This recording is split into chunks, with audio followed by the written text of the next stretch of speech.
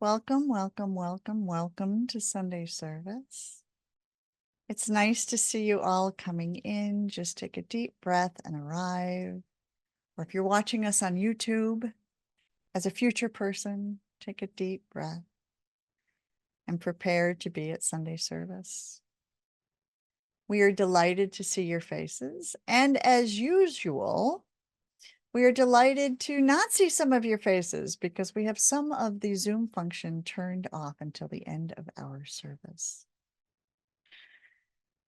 We are inviting in a few extra guests from the more than just human world today as you arrive. As usual, see if you can figure out who this is.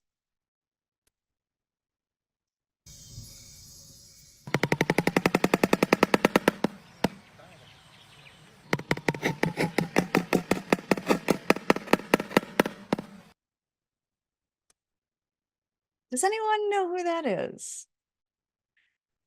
When we were doing our pre-tech check today, there were a few people who thought that was a woodpecker, and that would have been an interesting and viable option there. But that is actually the sounds of the shoebill stork, whose habitat is generally East Africa in the large swamps from South Sudan to Zambia.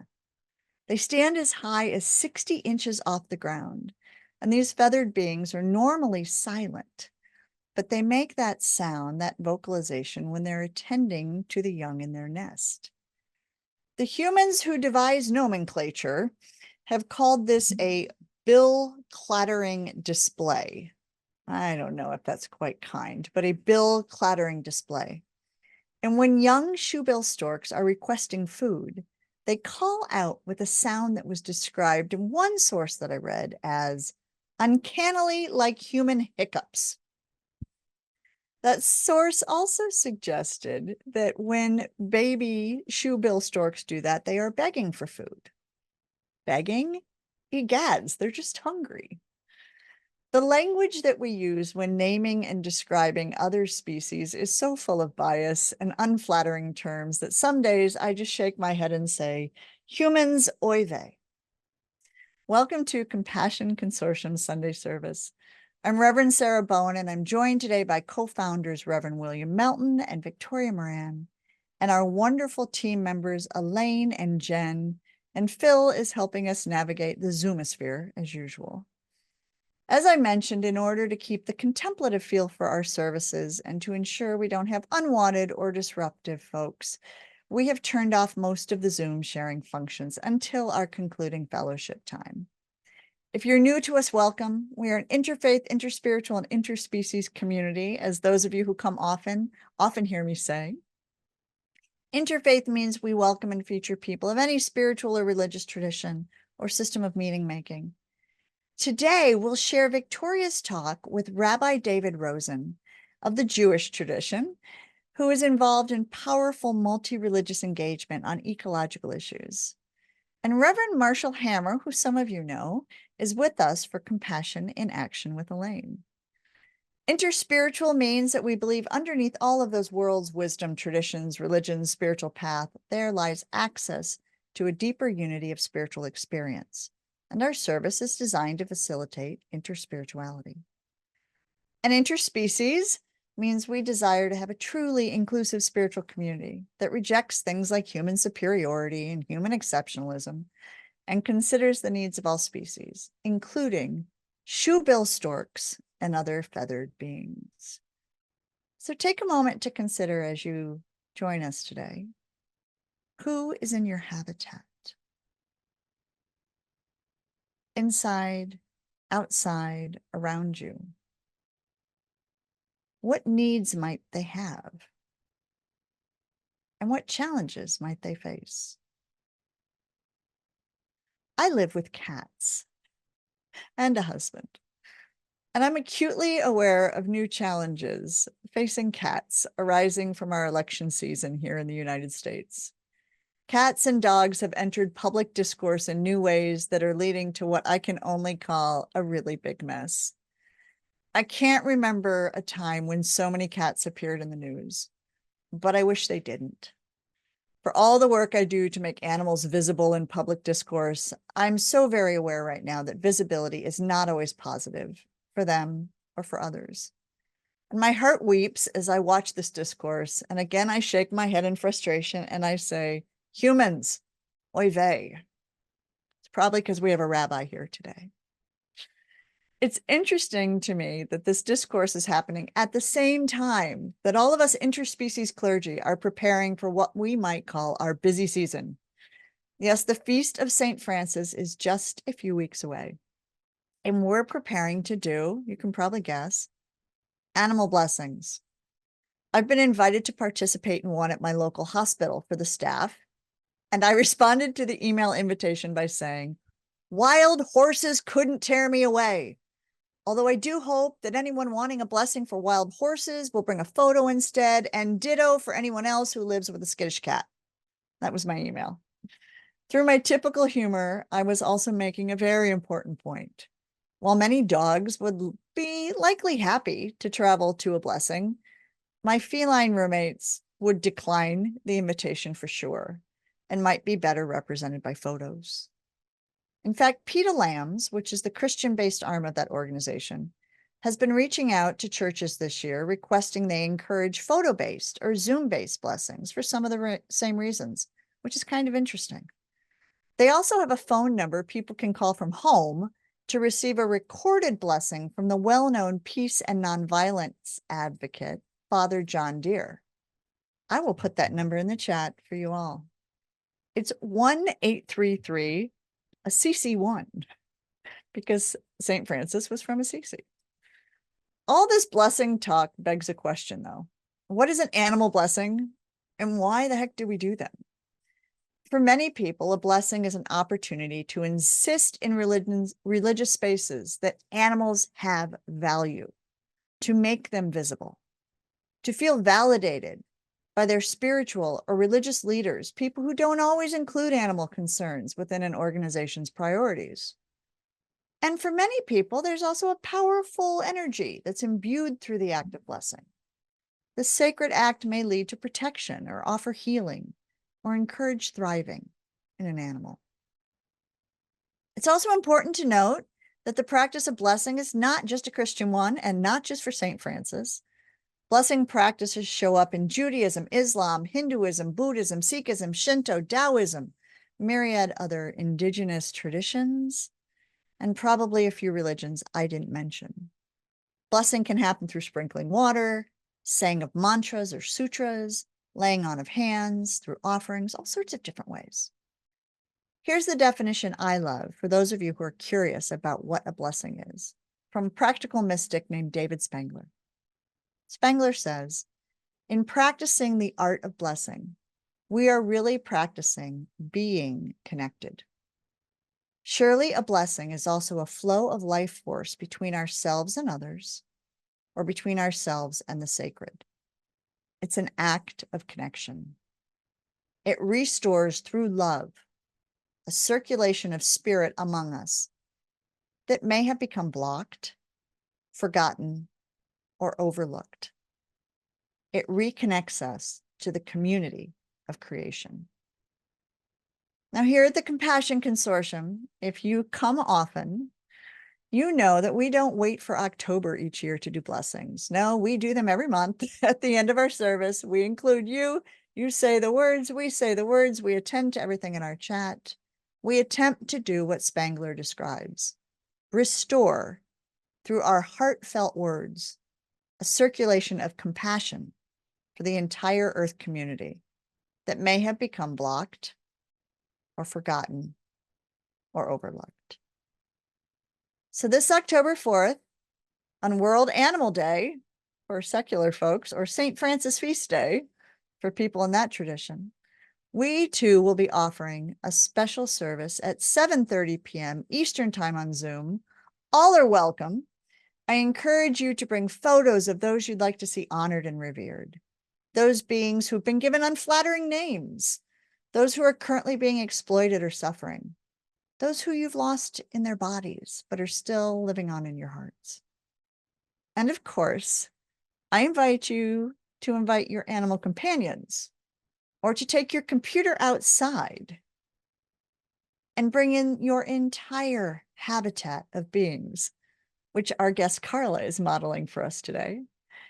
We invite those who are ill and in need of healing, as well as those who are doing well, living full, thriving lives. Because seeing animals thrive is what helps many of us continue to remember why we do this work.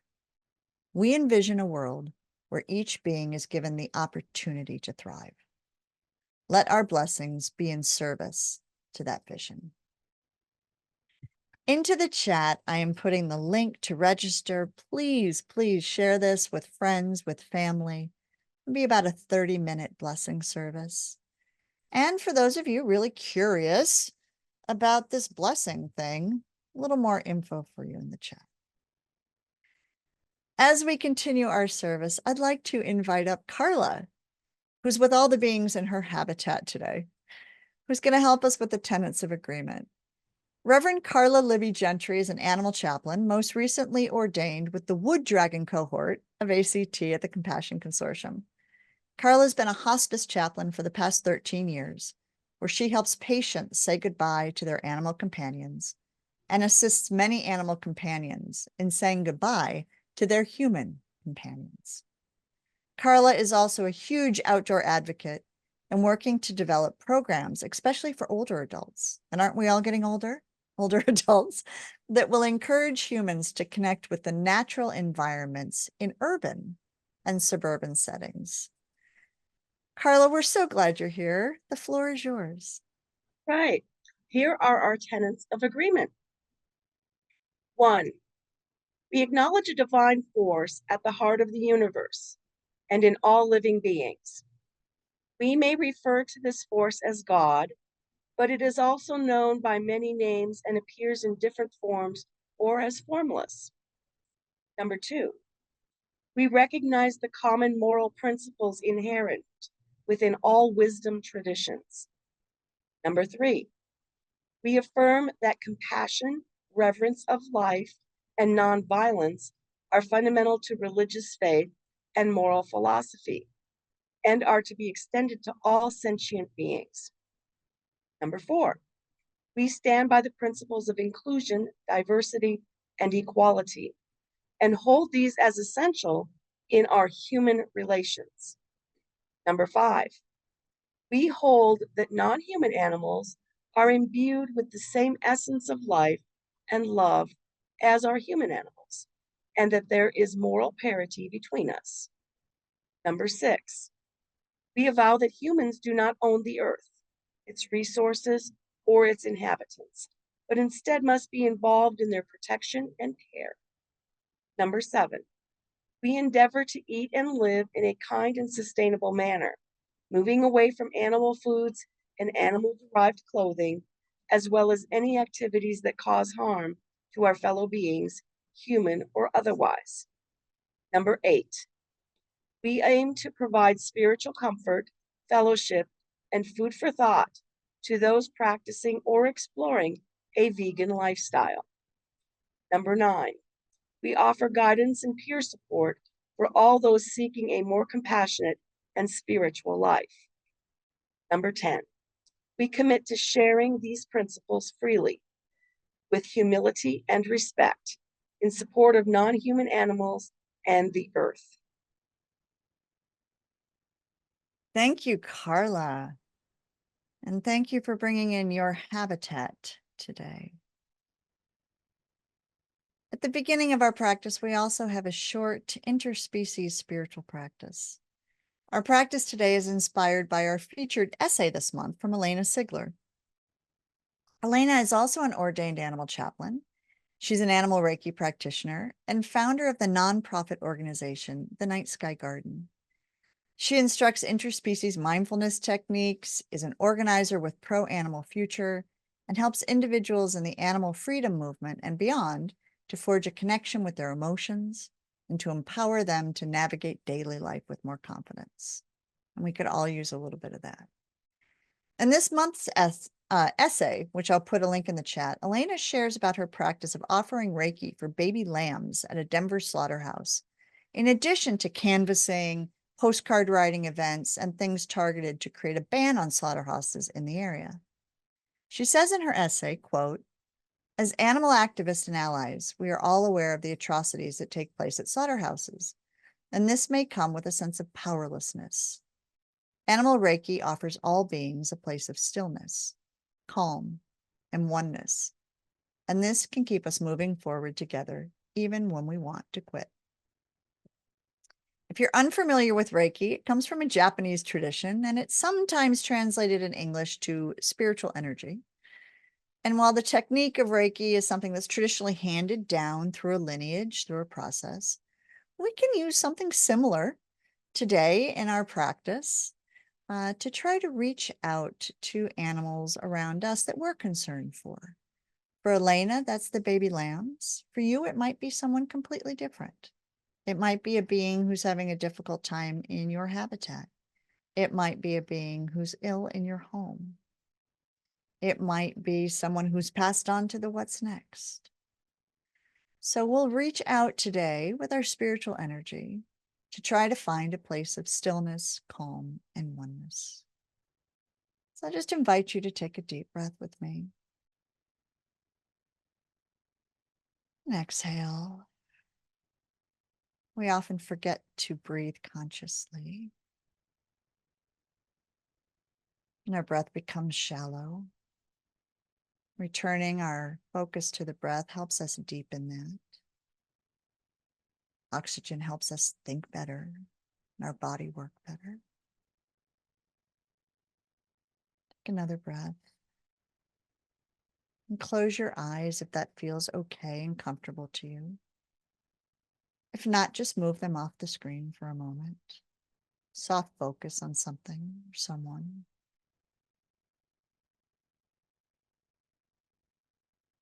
And draw your attention to what some folks call the fourth chakra. We might say your heart area, center of your chest.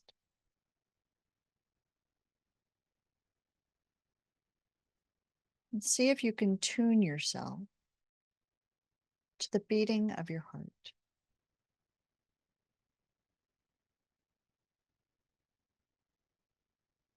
The air moving in and out as your rib cage and your body might go up and down a little bit, or out and in.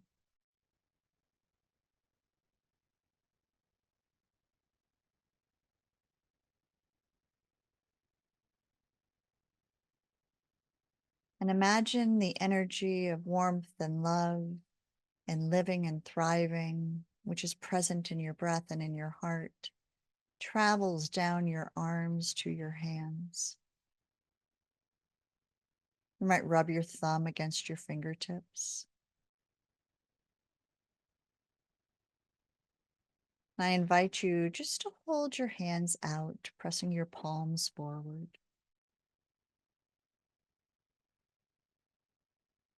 And now think of a being that you would like to bring that sense of calmness and love and compassion to. A being you know, or a category of beings who you advocate for. An animal in a specific setting, or a more amorphous one.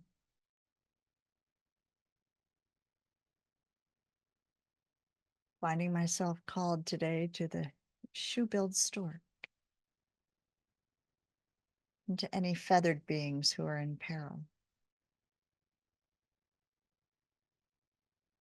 Make your choice, your selection. There are so many beings we could choose from. We want to focus and target that love, compassion, which we sense in our body and might extend out through our hands in their direction.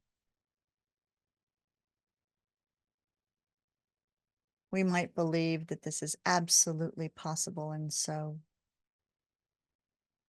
or we might have some skepticism about what Sarah's asking us to do today, and that's okay too. Imagine that it could be of benefit. Hold that possibility. Hold that possibility.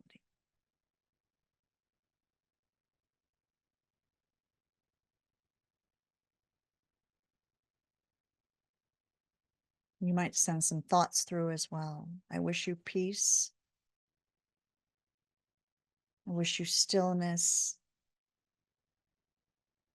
painlessness.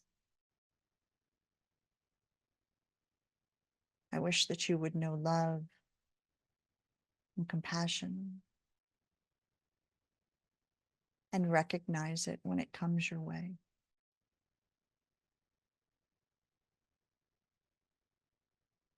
I hold for you the possibility and the hope of healing anything within you that needs to be healed.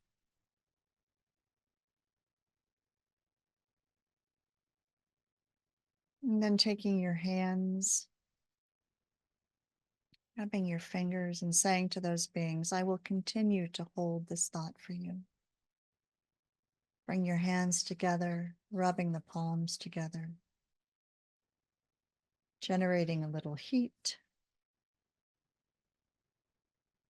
And if you're willing, place those palms of your hands on your heart.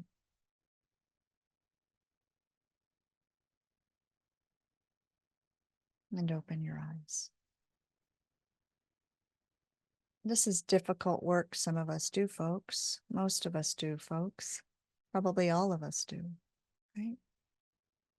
Bring a little bit of that love and compassion and care to yourself today. Interspecies spiritual practices are important. They may offer an exchange of energy with animals we seek to protect. That may help them feel more balanced and cared for amidst all of the adverse environments they occupy by no choice of their own, and that they sometimes suffer in, often suffer in. Meditative practices also help us keep our balance amidst the emotionally challenging work of animal advocacy and activism. These practices allow our bodies to regulate, to come in balance when the going gets tough. Thank you for practicing with me today. I sure needed that. So I appreciate that, folks. And if you'd like to read more about Elena's practice that she does, you can find it on our website in our monthly essay. And I've also put the link in the chat. And that's about enough for me. Elaine, I cede you the floor. Thank you, Reverend Sarah. Today's special guest interview was pre-recorded due to time zone considerations, but that also worked out well because Victoria would have been unable to do the interview anyway because she has a cold. Our guest today is Rabbi David Rosen. He's a former chief rabbi of Ireland and has lived in Israel for the past 4 decades, working on peace initiatives. A vegan and an animal advocate, Chief Rabbi Rosen was made a Knight Commander of the Order of St. Gregory the Great by Pope Benedict in recognition of his contribution to Jewish-Catholic reconciliation. And he was also appointed Commander of the Order of the British Empire by Queen Elizabeth. Here's Victoria in conversation with Chief Rabbi Rosen.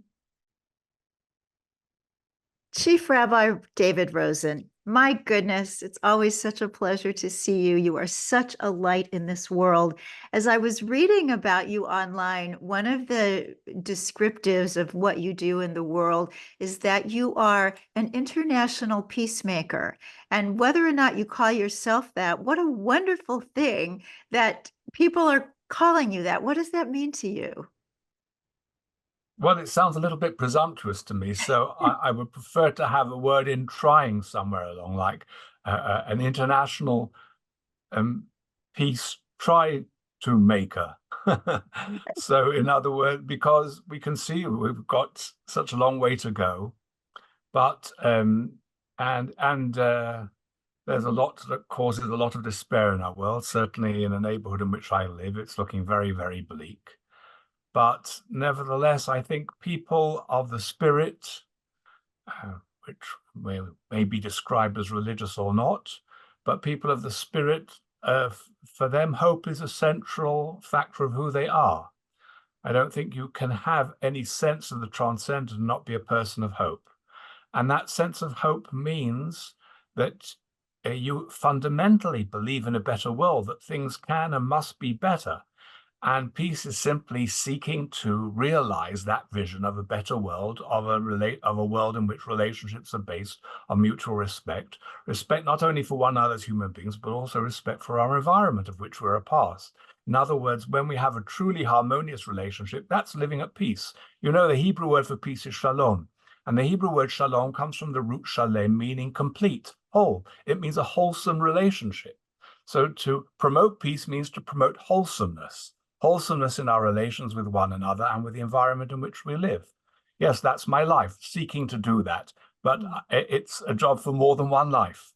And in our existence in this earthly abode and our temporal existence, we are all at best just trying to be able to make some kind of difference, leaving the world with some kind of positive imprint. And therefore, it is the process that is, if you like, the goal of our lives. So, as we think about creating a more peaceful world on all levels, I interview a lot of religious leaders in this context, and they seem to be exceptional. Within whatever religious body we're talking about, there are people who follow the rules and know what is supposed to be done according to their tradition. And then there are people who seem to have more of what I would describe as a mystical insight, that there's more to it than following the rules. Can you talk a little bit about that? Do we all have to become outliers for peace on earth to happen? I think that the ideal is to find a creative balance between those two. I would say every person of religion or of faith or of spiritual consciousness is by definition a mystic. In other words, we're all affirming that there is something beyond that which is material, concrete, and directly visual that is the reality behind our world. And we're seeking to connect with that. I don't think those who necessarily following the rules within any particular given religion are in any way necessarily any less sensitive, desirous, and aspiring of union with that reality, of being part of that reality. Whether we call it union with God, whether we call it union with the cosmos, and the cosmos is the manifestation of the divine, it's all one, for me, one and the same. I once heard somebody, I can't remember her name to my shame. She's apparently a very well-known spiritual practitioner in America. And I was at a conference where both of us featured, and she had a very nice comment, which I liked. She said, spirituality is like food and religions are like restaurants. And a religion can take essentially the raw material and make it into the most wonderful meal and banquet that you can have, knowing how to be able to utilize those different resources in a way that raises the spirit to the highest levels. And there are restaurants that absolutely rubbish that food and make it even worse than it was to begin with.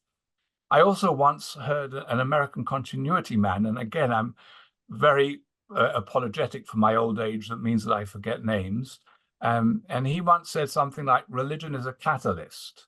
If you're good, it makes you wonderful. And if you're bad, it makes you really rotten. And I think there's a lot of truth to that. In fact, the sages of the Talmud, and it's quite remarkable, we're talking about now 2,000 years ago, that they could be so self-critical as to say that Torah, which is another word for Judaism, I mean, it can sometimes mean just the 5 books of Moses, but generally within Jewish tradition, it's mean as a synonym for Judaism. It can be the elixir of life, or it can be the drug of death. That's amazing, amazing insight. So, I mean, it's true about all aspects of life. It depends how we use them. And the more potent they are, the more potential they have to be great and to be destructive. And obviously, there are so many manifestations of that. I mean, let's just take a trite one. You can have the sanctity and the glory and the importance of family, which can be abused to be something like the mafia.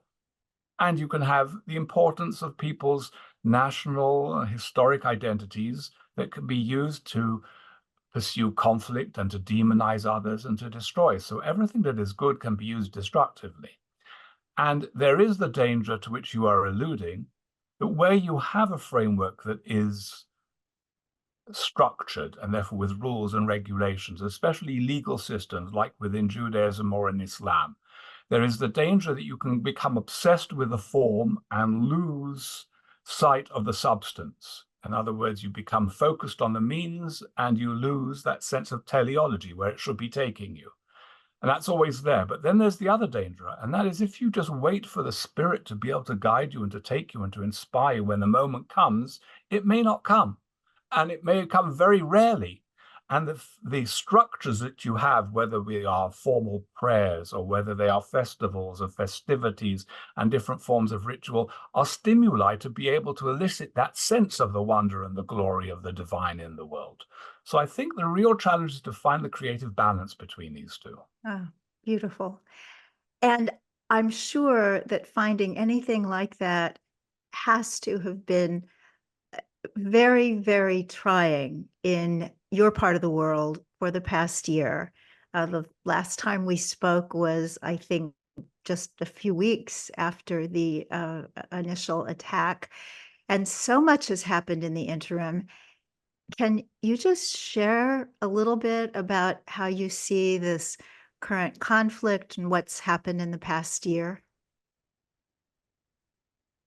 Part of the tragedy of the Israeli-Arab conflict in large, and more specifically the Israeli-Palestinian conflict, but it's true of most conflicts in the course of history, is, well, maybe not most, but certainly a lot of conflicts, is that this is a conflict between two traumatized peoples.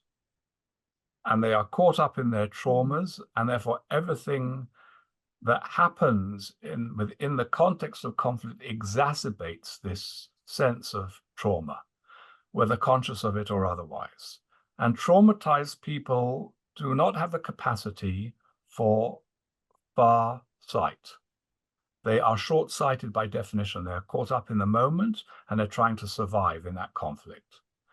And this leads to behavior, and we can see it in cases of trauma and individual human trauma. This leads to behavior that in the long run is totally counterproductive, exacerbates the cycle and makes things worse for the traumatized person or traumatized people.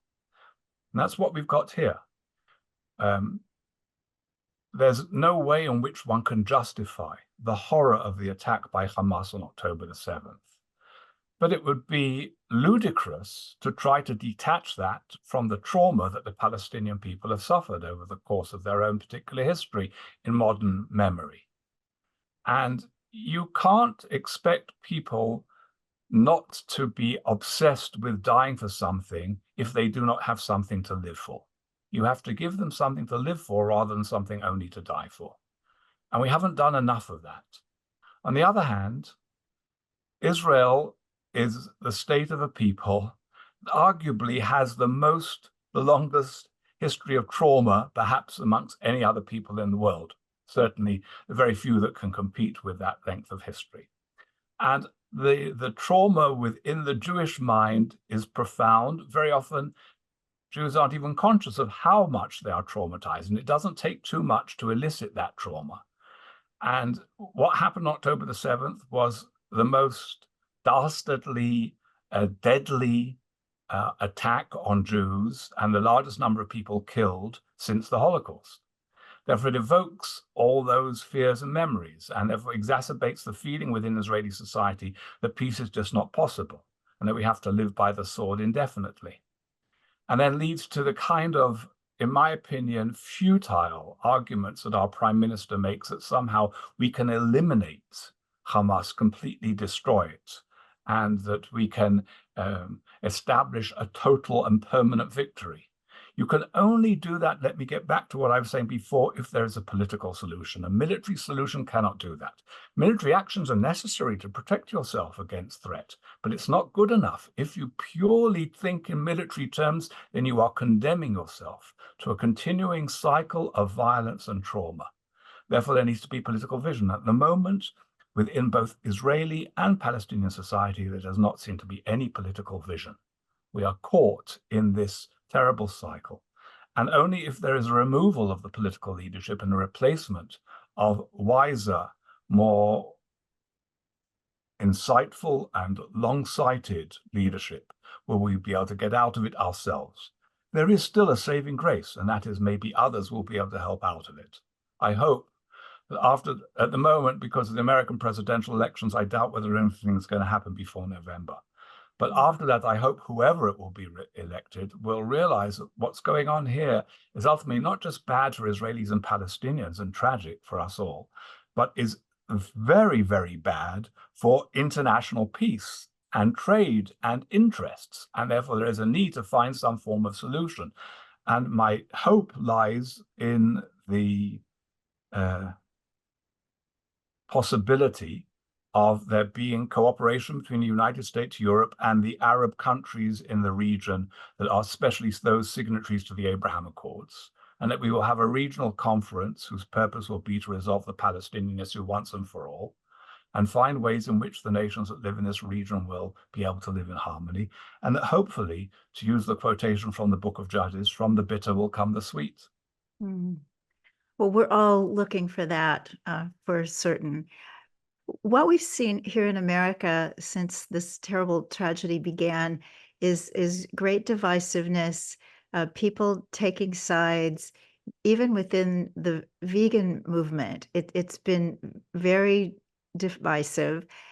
And what do you see is behind that? And what can people do who just want peace and joy, really, for all concerned? It's a very big question. I mean, we live in such a polarized world, and our modern technology, media, so-called social media, I say so-called because most of it is anti-social, but these tools magnify more extreme attitudes and tend to increase polarization, and that's very destructive. The result is we have a culture of zero-sum solutions. In other words, what's good for one must be bad for the other. I care about one, therefore I don't care about the other. And that kind of mentality that proliferates is simplistic, even puerile, and self-destructive in the end. The only mentality that really can serve the interests of anyone we really care about is a win-win approach. So let me now be more specific in the Israeli-Palestinian context. Israel will only live in security when Palestinian dignity can flourish and develop. Palestinian dignity will only be able to flourish when Israel's right to live in this land and its own dignity and its integrity is respected. When peoples can live to one another in that spirit, then they will be able to live in peace and harmony and productivity and flourishing. Now, that needs to be the same with all who care about them. If you really care about Palestinians, then don't try to demonize Israel, because that's not going to help the Palestinian cause in the end. That's just going to exacerbate the mutual alienation, antipathy, and hostility. And if you care about Israel, don't try to demonize the Palestinians and write them off as if they're some kind of band of terrorists, and to ignore all the good and innocent people, men, women, and children within that society. But on the contrary, seek their own well-being and seek ways in which we can enhance their well-being, because that ultimately will serve the security and the interests of Israel. And that needs to be the conversation between people in the United States, people that care about either. It's really important that people should be compassionate, and that the suffering that's going on should move them. They obviously need to be aware of the fact that there is suffering on both sides. You can't compare suffering. It's a pointless game to try to have, if you like, triumphalism of pain. A person's pain is a reality. A group's pain is a reality. And we need to be respectful of that and be sensitive to it.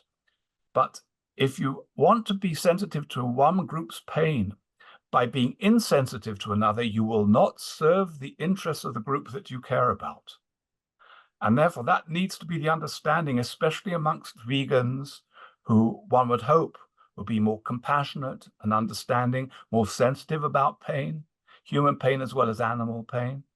and therefore would take a more respectful approach towards this. So again, it's both a problem of a general culture and a problem that often you feel very strongly out of your sense of solidarity with Palestinians, or very strongly out of your sense of solidarity with Israel.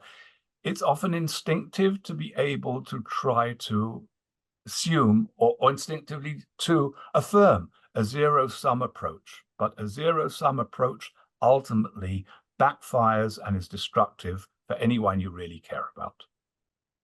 Absolutely. Well, we used the V word several times, so let's talk a little bit about veganism for you as a rabbi, for you as a Jew. I just had the question yesterday. Someone was asking about what the teachings of Judaism are specifically regarding animals, regarding food choices. So in the 5 minutes we have left, or part of that, could you just give us a little bit of a tutorial on particularly what it means to choose veganism as a Jewish person? So let's start off by saying that the ideal societies within the Bible are vegan societies. The Garden of Eden is a vegan society. Adam and Eve only eat fruits and vegetables. The eating of animal products is only permitted after the flood, after humanity has corrupted itself, and as a concession. In fact, the very language is used as a concessionary language within the Bible. Even the language that deals with the laws of keeping kosher is concessionary language. The Hebrew word that used in that is the Hebrew word for lust. If your heart's lust to eat meat. Lust is not considered a positive concept. In other words, it's a concession. And indeed, the sages already in the Talmud say that its purpose is to wean people away from that kind of indulgence. And there were great sages over the course of history who saw it as a way to move man towards that Garden of Eden diet. And that, if you like, and that then becomes the vision for the Garden of Eden of the future, the Messianic era. And if you take now again, like Isaiah, literally, with the lamb and the wolf and the lion and the sheep are lying down together, there is no destruction, it says, in all my holy mountain. So it's clear that these are the ideals. But we don't live, we human beings are not angels. And therefore, the Hebrew Bible and therefore Jewish tradition has understood that one has to live within a reality, accommodate reality, and wean people as much as possible towards a higher level. But today the situation is far worse than it ever was in our great-great-grandparents' days. The amount of cruelty involved is horrific. And Judaism prohibits cruelty against animals. You may say, well, surely any kind of slaughter is cruel. That's true. Judaism tries to find a balance between the most humane and satisfying those particular needs. And probably in ages gone past, it was very difficult and in some places of the world impossible for people to be able to get all their nutrients without there being some animal products involved. But today, not only is it possible to get all your nutrients from a plant-based diet, it is also, we live in a world where because of industrial animal farming and the need to supply for this mass indulgence and even obsession with animal products, we have an industry that involves in cruelty way beyond anything that could have been conceived in the past. And that's a clear desecration of Jewish prohibition against causing cruelty to animals. In addition, Judaism affirms you've got to take care of your physical well-being. And today, the amount of hormones and antibiotics and etc., and all that we know that's pumped into the animals, retained in the flesh, then consumed by human eating, mean that we do damage to ourselves through any kind of meat-eating lifestyle. And therefore, a plant-based diet is the one that promotes health, the value of health, the value of compassion, the value of recognizing the dignity of all living beings. These are central tenets of Judaism. And therefore, a plant-based diet is clearly the greatest ideal for Judaism. If there are Jews, including very many rabbis, who don't recognize this, it's just because the lifestyle over the course of the centuries has become such that they're almost incapable of raising themselves above it and out of it. But the fact that they are unable to recognize it and don't do it doesn't mean that that's not the ideal of Judaism. I could listen to you every single day. So I will put in the chat ways for people to find more recordings of you, more about your wonderful work, and let us all together become peacemakers in the highest sense of the word. Thank you so much for your time and your wisdom. Thank you, Victoria. God bless you. Bye-bye. God bless you back. This month's Song of Compassion continues our 3-month series of looking at animal responses to music. In July, we heard about a Coloradan family who have a special relationship with music and foxes. Last month, we watched Barton play Debussy's Clair de Lune for a gentle female elephant called Ampan. This month, we feature a young girl with an accordion serenading a group of cows. Let's enjoy.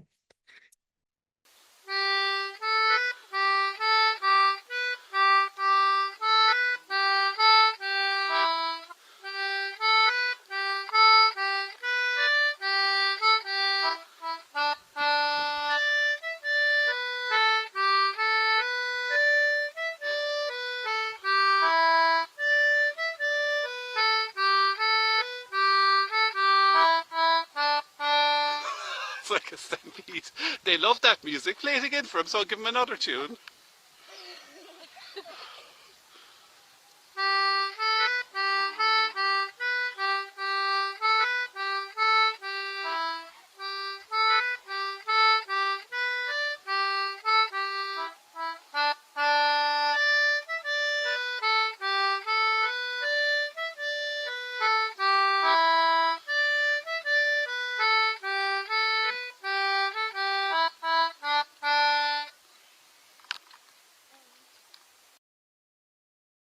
Thanks for that, Jen. I don't know which was cuter, the look on the cow's face or the look on that little girl's face. Thanks so much for that. Hi, everyone. Welcome to September's Compassion in Action. We have a very special person today, somebody who is well known to a lot of us. But I wanted to speak with her because almost everybody who knows her is drawn to her. And someone said it was because of her goodness, the goodness that she exudes. So at the chance of maybe embarrassing her, I want to echo that sentiment. She has that, and I think it's a rare quality in a lot of people. She is the program coordinator for the Animal Chaplaincy Program. She's a interfaith interspiritual minister and Reiki practitioner. She specializes in animal Reiki, but she also offers it to humans. She's active in the queer community, and she works with folks experiencing grief associated with suicide or a person taking their own life. And she has said herself that she feels most alive in spaces where grief is present. Welcome, Reverend Marshall Hammer. We're so glad to have you. Thank you so much for having me. I'm happy to be here. Well, I have one big question because of all the pouring out that you do. What called you to your vocation of becoming ordained as a reverend? It's kind of funny. So when I became a Reiki practitioner after I finished my studies, I learned that to set up a professional practice in North Carolina, one either has to have a massage license or ordination in order to accept payment for laying on of hands. I think that that's what it comes from. So I did the thing where you buy a certificate online that people do when their friends say, "We want you to officiate our wedding." And at that same time, I was in 12-step recovery and still am as an adult child of an alcoholic and dysfunctional family. And my program really broadened my spirituality in ways I would not have predicted. And so, as I was working with Reiki and in my ACA program, both of those things were concurrent in opening more doors in my spiritual life. Mhm. So I started kind of thinking about it like, well, I have the ordination technically, but what would it be like to learn the tools and to learn how to actually be in practice of being a minister? So I started asking around to queer folks in my community who were doing ministry, and I found out about One Spirit Interfaith Seminary. When I started, I didn't exactly know what I was going to do with it, and mostly throughout the 2-year program, I didn't know, but I did have an inner knowing that it was where I was supposed to be. and what I was supposed to be learning.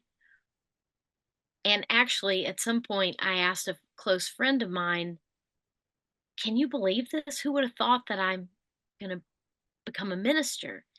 And she said, "Oh, it makes perfect sense to me. You've always had this chaplain energy," which is funny now because I'm also an animal chaplain newly over the past couple of years, and program coordinator of the animal chaplaincy training program. So it's sort of all come together, Mm. and with very little initiation on my part, except to attend to my studies and create the vows that sort of envision going where I'm called and where spirit wants me to be. It's like the universe put a big Venn diagram together for you, and where everything intersected, that's where you found yourself. That actually answers my next question I had, is about why you were so compelled to do the work. It was that inner calling, that when you realized, okay, this is for me. What does that feel like? Can you talk a little bit about that? I think most of us wonder Mhm. what the mystical call feels like. Oh, that's a great question. What does it feel like?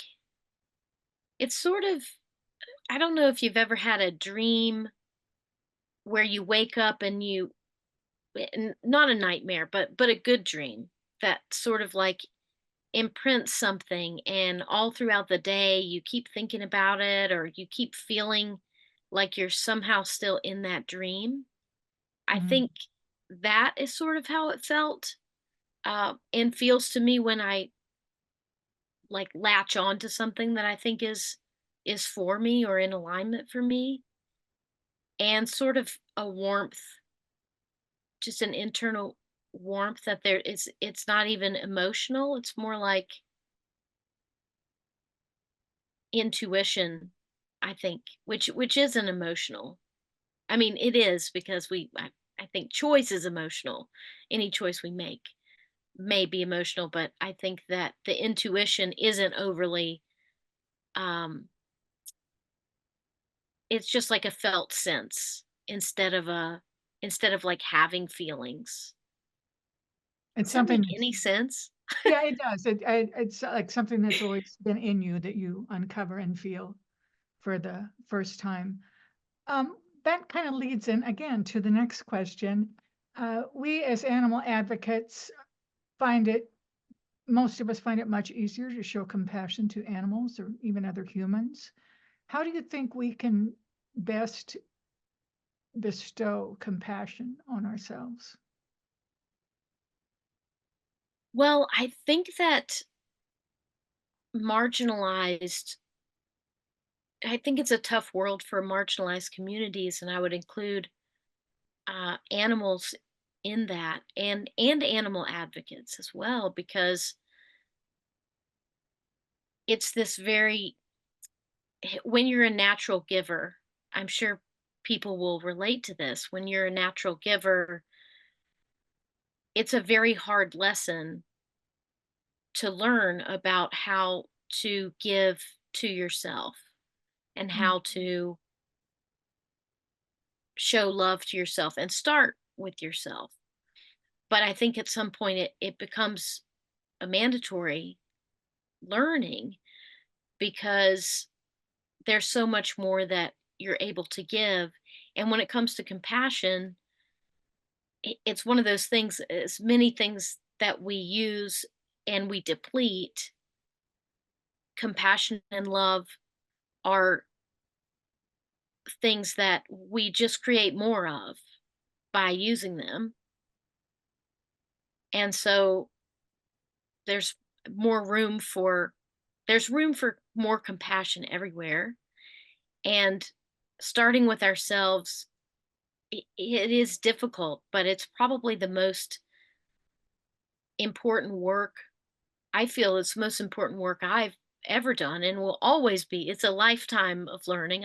You know, um, but I also think that it's so generative, because that self-love in a society that sometimes sees self-love and self-care as self-indulgence, And self-love and self-care, those terms have been used so much, it might even feel corny to be saying them, but they're the exact things that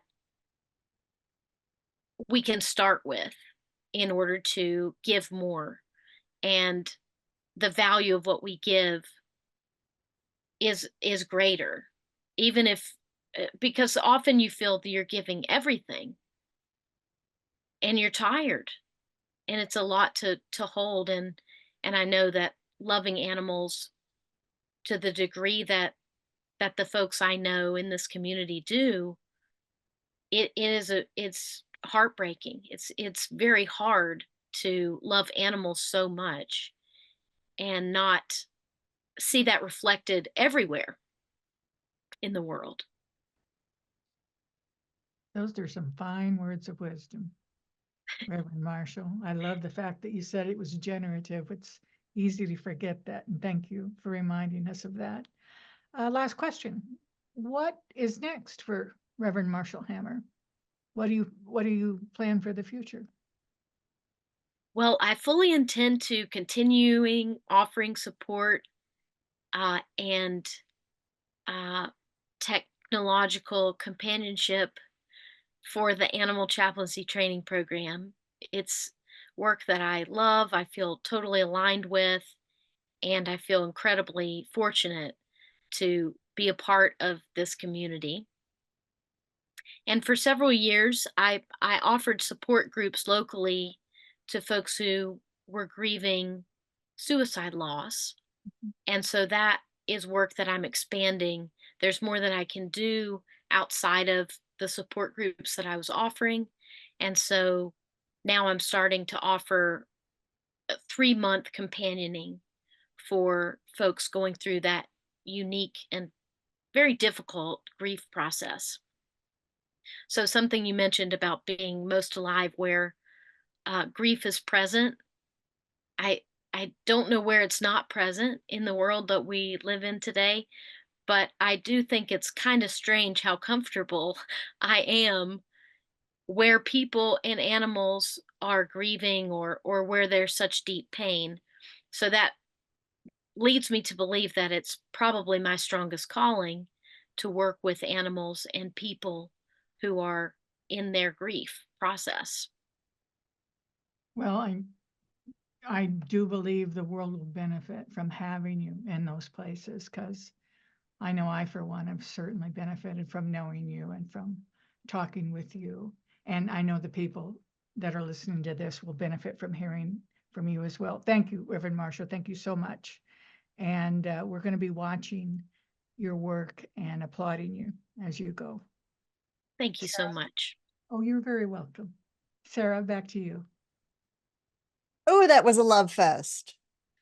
I think we have a new Compassion Consortium meme ready for Marie for our social media from Marshall here. Compassion and love are generative. We create more by using them. God, she's wise.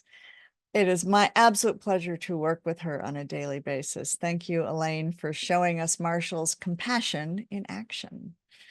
So we are getting to the part of our service here where we do blessings and prayers. Remember that blessings thing we were talking about before? Yeah, let's do it. Let's put our compassion in action. First, we start with some good news because you all like to hear good news.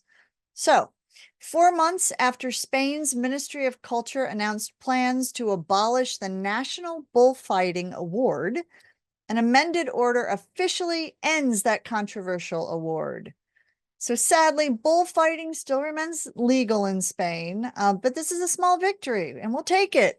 Suggest a change in public perceptions about the tension between keeping cultural traditions and addressing animal cruelty. So I think that's good news. For our blessing today, we'll view a video from Julie Matson, another animal chaplain. Boy, we've got a lot of us going around now. I love to see that. She is also a multimedia Julie is also a multimedia artist and designer living on the unceded lands of the Comox First Nation. I hope I did that justice. On the north end of Vancouver Island.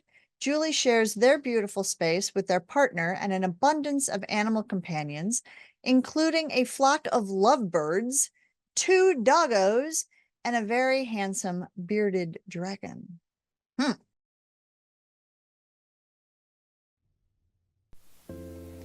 Most of us have been blessed to have experienced the companionship of an animal. We've looked into their eyes and felt that connection. We've shared that moment of love and mutual affection. We can almost all agree there is a great pleasure and privilege in the exchange between human and non-human animals. Non-human animals are imbued with the same essence of life and love as our human animals. There is moral parity between us. If we look, we can see blessings all around us. What is a blessing? It's an act of connection. And in practicing this art of blessing, we're really practicing being connected. With love, it reconnects us to the community of creation. And if we look, we will see this community of creation all around us, in non-human and human animals alike, each with their own way of expression, their own way of understanding, and their own way of blessing. We may unwittingly cast judgment or humanize an animal's experience. With this, I leave space and grace for you to contemplate. Can we help animals feel supported? Can we help them feel safe? Can we help them feel loved? Do they need touch? Do they need freedom from pain and suffering? If we lead with love and empathy and surround ourselves with others that do as well, can we commit to explore difficult circumstances? Can we be the example we want to see in the world without judgment? Can we commit to the idea of creating a better world where no living beings are oppressed, harmed, or used against their free will for any purpose? What's on your heart? What do you want to honor and recognize? May all creatures everywhere be happy and free. May the thoughts, words, and actions of our lives contribute to this happiness and this freedom for all. Amen.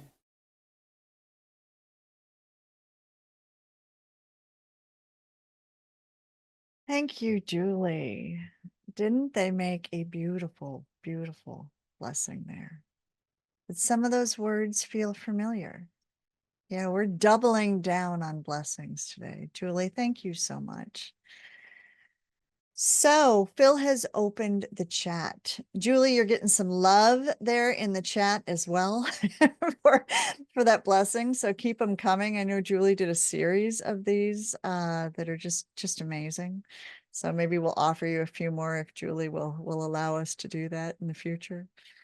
So in the chat, folks, if you have anything that needs to be attended to, do you have any prayers for healing that are needed? Do you have any sacred send-offs we need to mention? I'm going to ask you all to please pray for Babaji, who you hear me talk about every once in a while in my sermon-ish. I live with Babaji, and we've just found out he has hypertrophic cardiomyopathy, which is a long word that we have to make some decisions about now. So we are praying for and hoping for discernment and understanding what the right path is right now. If you have an animal who's ill, I wish for you also discernment. We're also praying for rehoming of Suzette's kitties. Yeah. Sacred send-off for Xana's beloved dog, Django, who left this world a few weeks ago as of tomorrow. Yeah. Louise says blessings for Jaywalker, a 3-month-old kitten who is sick and newly placed in foster care today. Yeah. All right, Louise. Jody asked that we lift up her sister as she recovers from lung surgery. Lisa asked that we send prayers and blessings to all the wild animals that have been injured and are now living in confined spaces if they've been deemed non-releasable. Yeah, that we feel that right here, don't we, Lisa? Yeah. Debbie and the Gang of Fur is here and says, please give Shale a sacred send-off. Oh, Debbie, had to give goodbye to her yesterday. The gang of fur does not feel like too much of a gang anymore. Well, you're starting a gang in the what's next. I'll offer that to your broken and tender heart right now, Debbie. We will keep you in our prayers. Sacred send off for Puddin' the cat, Marshall adds, and prayers for her friends Sarah and Lena as they grieve the loss. Deborah asks us to please pray for the dolphins in Taji. Yes. For Elaine's friend's dog Cash, who's had their back legs paralyzed. So many of these, folks. This is the most important thing I think we do this entire service, is witness and attend to our own heartbreak. Thank you for being present for this as we read these for the future people who can't read the chat and as we say them aloud. Support and understanding for the facial tremor experienced by Narnia, a mare, Adele asks us. Praying for the people of Gaza. Amen. The feisty squirrel in my backyard with a wound on his shoulder. Oh, Nicole, you know how I love squirrels. I will keep that one in my heart as well. And sacred send-off for Jess's cat Magic, who was 2 years old and passed peacefully with unexpected illness on Friday. 24 hours between diagnostic work and release to the what's next. Those unexpected ones hurt particularly with a certain texture, don't they? As Rabbi Rosen said, each suffering we can't compare, but they have different textures to them. Yeah. Blessing to the baby deer who lived behind Julie's house, who passed from a passing car. For the animals displaced by the building of new subdivisions, Carla adds. Oh, and peace for the animals who have been involved in a animal boudoir shoots at a local pet store near Colleen. And finally, to the animals who are eaten by humans, wondering why eating. This one is touchy. This one is touchy, Gretchen. Yeah, I'm gonna extend this to all animals who are eaten. Yeah, for all animals who are eaten. Just learned about animals who passed during the filming of The Hobbit. 27 animals. Eeks. Eeks. Yeah, Phil from the bridge is going like this. Yeah. Thank you for all of these. Thank you for the ones that feel okay and the ones that feel prickly, the ones that are controversial and the ones that seem commonplace or normalized, for all of these things that you have voiced, folks. And just a couple more coming in. Sacred send off to Marianne's sweet 15-year-old BFF Shanti, who just left us unexpectedly. May she always be in peace. And the roadside raccoon struck near Caroline's house. Folks, if there are some that keep coming in their prayer, please, you have the ability to talk to each other, to give each other support. I've witnessed these for you. All of these, they are touchy here, right? They're touchy in the heart. So Phil, could you bring up our final words that you could all join in with me? Because I'm not the only one here who has power to do blessing. You all do. You all do. Please join me in saying these for all the places where you feel this in your body and for all the beings that we might send this out to, just as we did in our interspecies spiritual practice.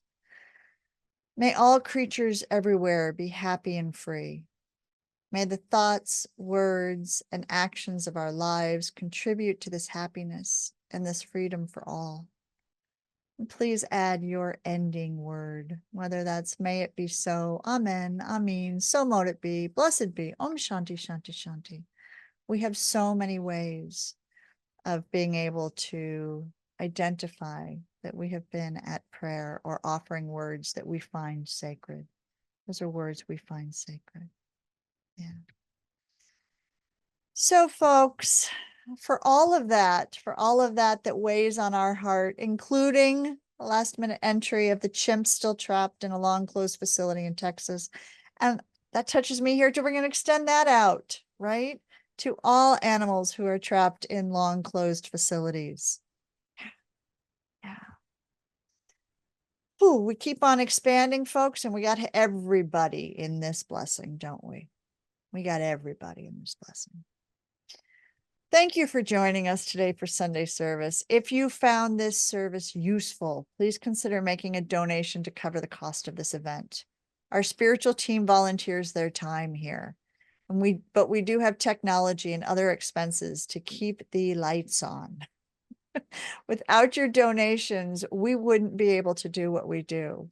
Phil, could you please bring up the QR code here, or folks, you can go right to the link that I'm going to put in the chat, which is just compassionconsortium.com donate.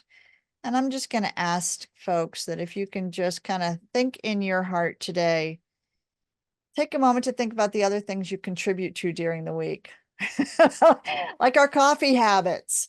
Could you contribute the cost of a latte to help keep these services going? We hope so.